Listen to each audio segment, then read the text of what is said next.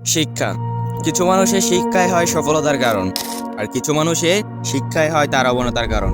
তাহলে চলুন জেনে আসি শিক্ষায় মানুষের সফলতার কারণ কেন। একটি মধ্যবিত্ত ফ্যামিলিতে প্রতিদিনের আয় তাদের ছেলে মেয়ের পড়ালেখা ও সাংসারিক খরচে শেষ হয়ে যায়, কিন্তু সেই ফ্যামিলির দিন শেষে সঞ্চয় হয় কি?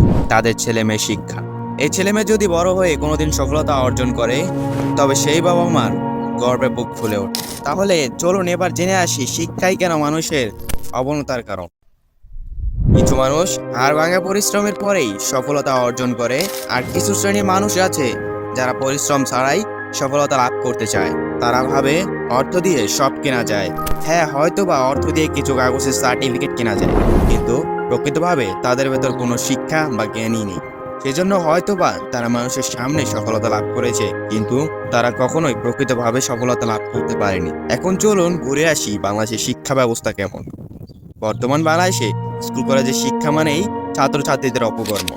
তাদের বাধা দেওয়ার মতো কোনো মানুষই যেন এই সমাজে নেই। কষ্ট করে অর্থ উপার্জন করে বাবা মায়ের ছেলে মেয়েদের স্কুলে পাঠায়, যাতে তারা সুশিক্ষায় শিক্ষিত হয়। দিন শেষে যদি ছেলে মেয়ের সেই অপকর্মের কথা সেই বাবা মা শোনে, তবে সেই বাবা মার কি এই কথাটা শোনা তাদের প্রাপ্য ছিল? না, এই কথা শোনা তাদের প্রাপ্য ছিল না। একবার নিজের বিবেককে প্রশ্ন করে দেখো, তুমি কি ঠিক করছো না ভুল? এভাবে করে চলতে থাকলে বাংলাদেশের শিক্ষার হার অনেকটাই কমে যাবে।